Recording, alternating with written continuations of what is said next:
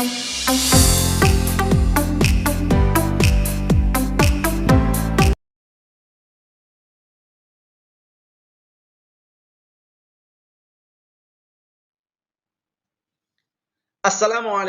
warahmatullahi wabarakatuh. Apa kabar anak-anak semua? Semoga dalam keadaan sehat walafiat dan dalam lindungan Allah Subhanahu wa Ta'ala. Walaupun kita belajar masih tetap di rumah, kita harus tetap semangat dan selalu mematuhi protokol kesehatan.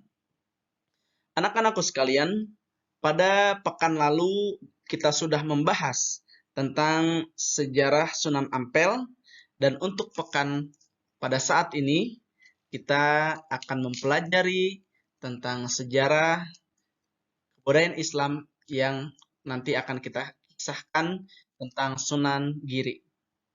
Anak-anakku sekalian, sebelum kalian belajar, sebaiknya kita berdoa terlebih dahulu. Berdoa mulai.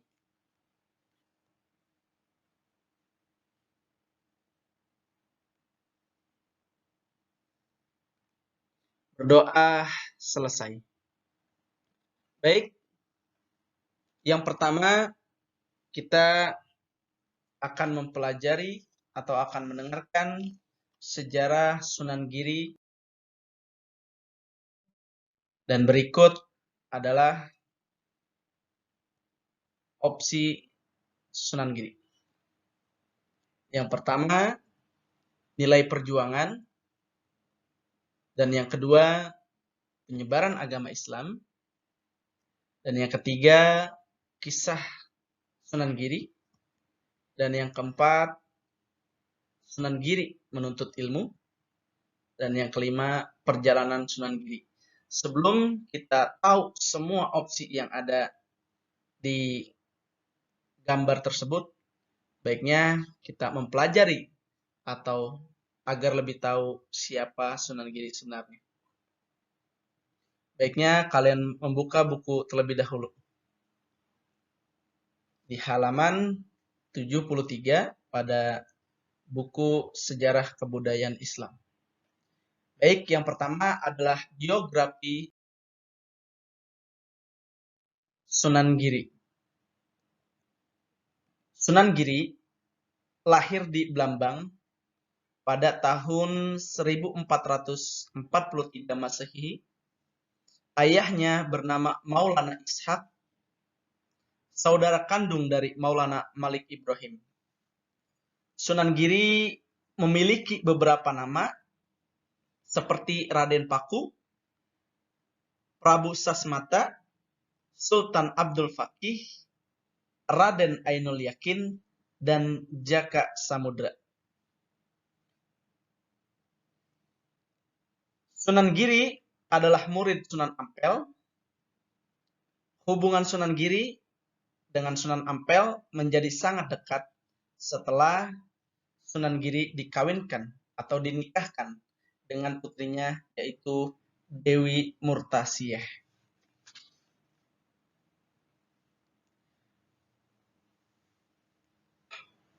Pada awal abad ke-14 Masehi, Kerajaan Blambangan diperintahkan oleh Prabu Penak Sembuyu, salah seorang keturunan Prabu Hayam Wuruk dari Kerajaan Majapahit. Raja dan rakyatnya memeluk agama Hindu, dan ada sebagian yang memeluk agama Buddha. Pada suatu hari, Prabu Menak Sembuyu gelisah, demikian pula permaisurinya. Pasalnya, putri mereka satu-satunya telah jatuh sakit selama beberapa bulan. Sudah diusahakan mendatangkan tabib dan dukun untuk mengobati, tetapi sang putri belum juga sembuh. Memang pada waktu itu kerajaan Blambangan sedang dilanda pengebluk atau wabah penyakit. Banyak sudah korban berjatuhan menurut gambaran babat tanah Jawa. Esok sakit, sorenya mati. Jadi besok sakit dan sorenya itu meninggal. Seluruh penduduk sangat prihatin dan berduka cita, bahkan hampir semua kegiatan sehari-hari menjadi macet total. Atas saran Permaisuri Prabu Menak Sembuyu, kemudian mengatakan sayembara, ya, atau permaisuri ini mengadakan sayembara, dan putri ini berbicara, atau permaisuri ini berbicara, siapa yang dapat menyembuhkan putrinya akan dianggap sebagai menantunya, ya, atau dikawinkan dengan putrinya. Dan siapa yang dapat mengusir wabah penyakit di Blambangan akan diangkat sebagai bupati atau raja muda.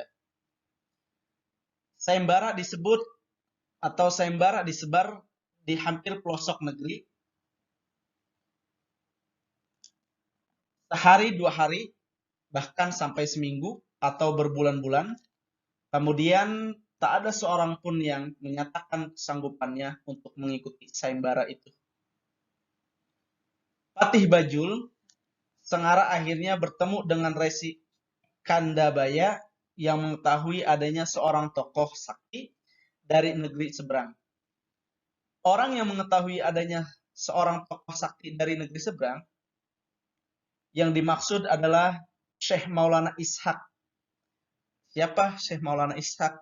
Yang tadi kita sudah tahu bahwa Syekh Maulana Ishaq ini adalah ayah dari Sunan Giri.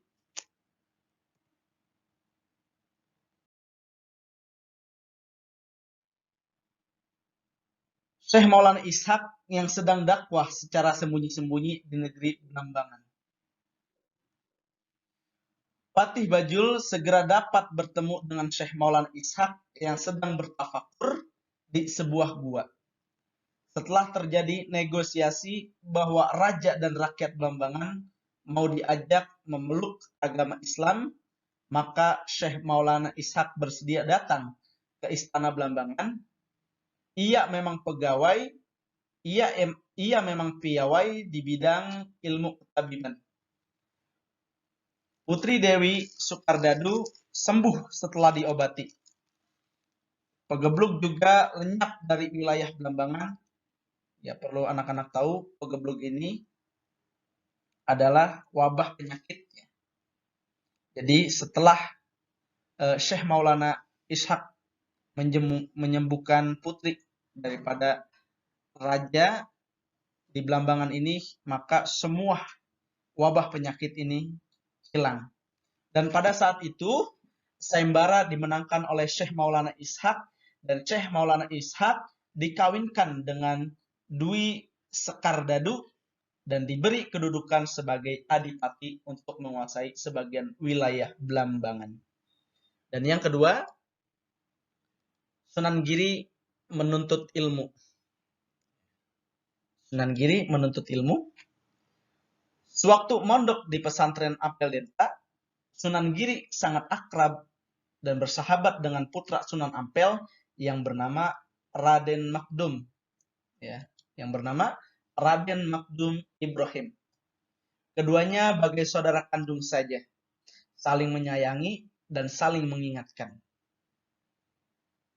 Dan setelah berusia 16 tahun, kedua pemuda itu dianjurkan untuk menimba pengetahuan yang lebih tinggi di negeri seberang sambil meluaskan pengalamannya. Dan Sunan Ampel berkata, di negeri Pasai banyak orang-orang pandai dari berbagai negeri. Di sana juga ada ulama besar yang bergelar Syekh Awalul Islam. Siapa Syekh Awalul Islam?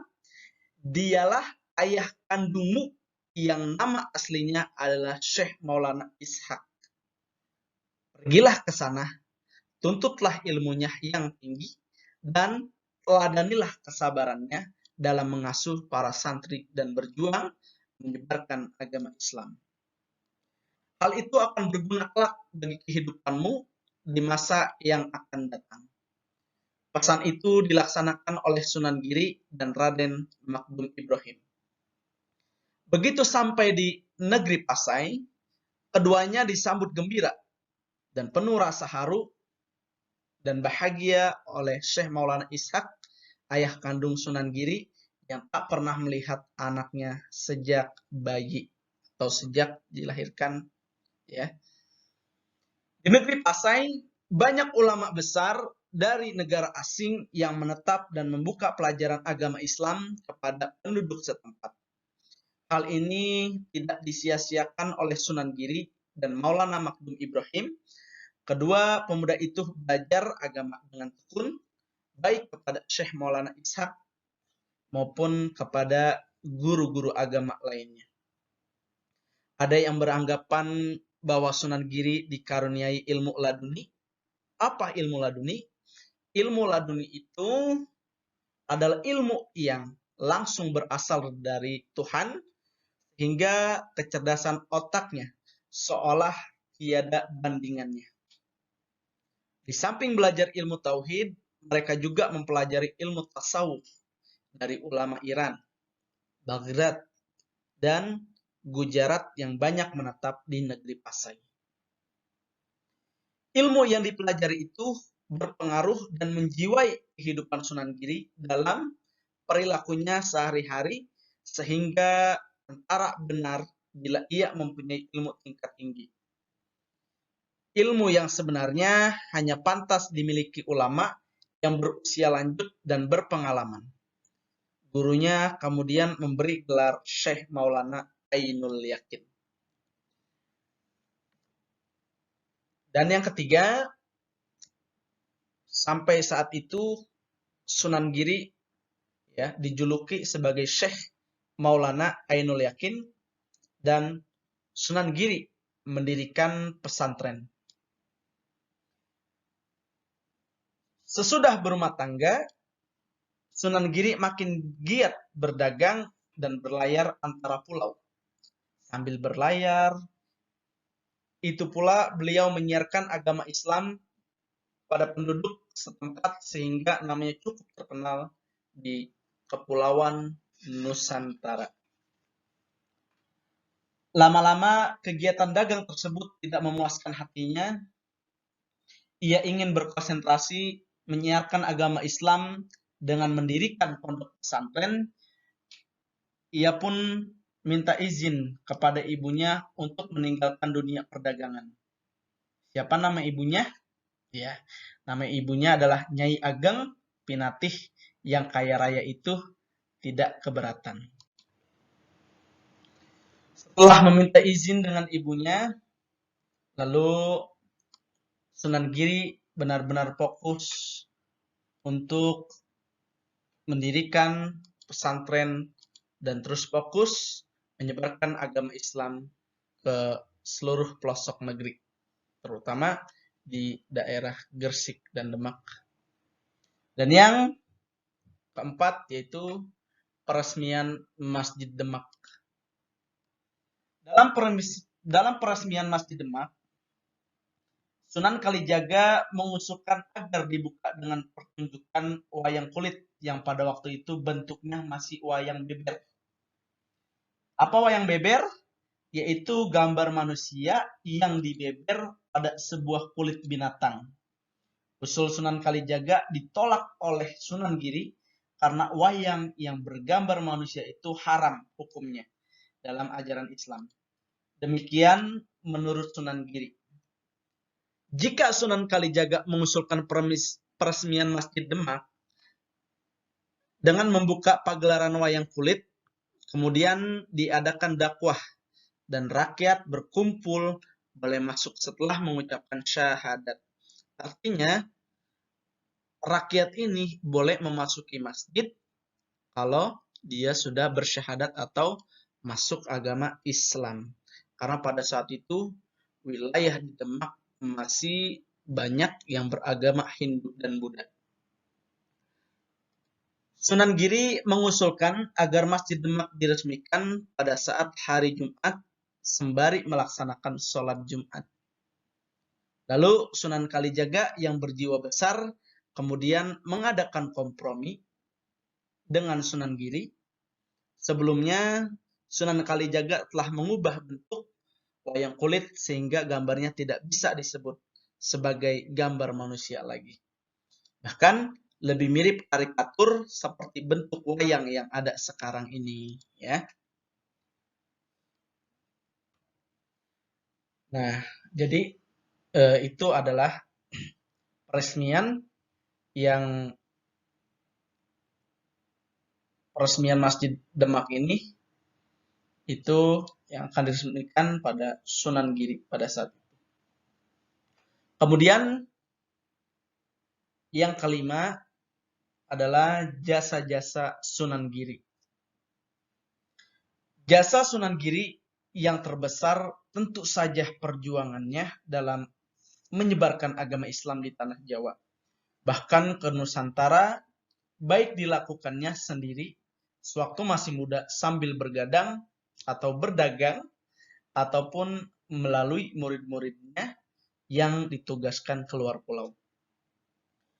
Beliau pernah menjadi hakim dalam perkara pengadilan Syekh Siti Jenar, seorang wali yang dianggap murtad karena menyebarkan paham panteisme dan meremehkan syariat Islam yang disebarkan para wali lainnya.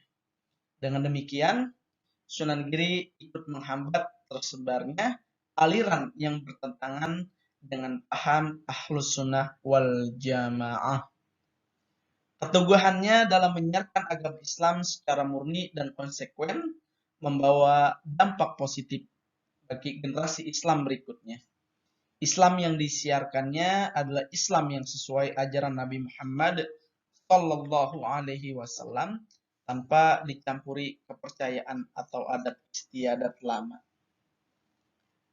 Di bidang kesenian beliau juga berjasa besar karena beliaulah yang pertama kali menciptakan tembang, asma radana, dan pucung. Beliau pula yang menciptakan tembang dolanan anak-anak yang bernafas Islam, misalnya jamuran, gendi perit, jor, gula ganti, cublak-cublak suang, ilir-ilir, ilir-ilir, jithungan, dan delikan. Jadi jasa-jasa Sunan Giri ini sangat banyak sekali untuk menyebarkan agama Islam sampai ke seluruh pelosok di negeri Nusantara ini.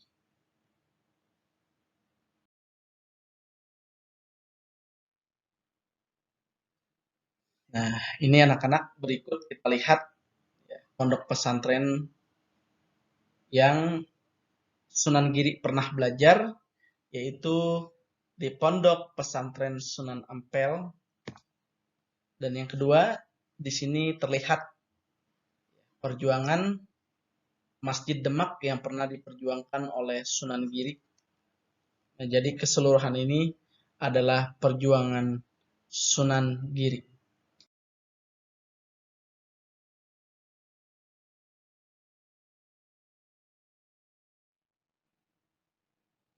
Baiklah anak-anak, berikut adalah penjelasan tentang Sunan Giri. Mudah-mudahan kita semua dapat mempelajarinya dengan baik. Anak-anakku sekalian, berikut Bapak akan memberikan latihan tentang sejarah Sunan Giri. Yang pertama, Sunan Giri bersahabat dengan putra Syekh Maulana Malik Ibrahim. Dan siapa nama putra Syekh Maulana Malik Ibrahim yang bersahabat dengan Sunan Giri. Dan yang kedua, Sunan Giri dilahirkan pada tahun berapa? Yang ketiga, siapa nama putri Syekh Maulana Malik Ibrahim yang menikah dengan Sunan Giri. Dan yang keempat, Sunan Giri belajar agama Islam di Pasai atau di daerah. Dan yang terakhir, di antara contoh-contoh dolanan anak yang diciptakan Sunan Giri adalah, baik anak-anak, itulah soal pada pekan kali ini. Sebelum Bapak tutup, marilah kita berdoa untuk pelajaran kita pada hari ini. Mudah-mudahan kalian bisa memahami pelajaran kali ini. Berdoa mulai. Doa selesai. Baik anak-anakku sekalian, mungkin hanya ini saja yang dapat Bapak sampaikan. Mudah-mudahan kalian semua dapat mengerti. Billahi taufiq wal hidayah. Assalamualaikum warahmatullahi wabarakatuh.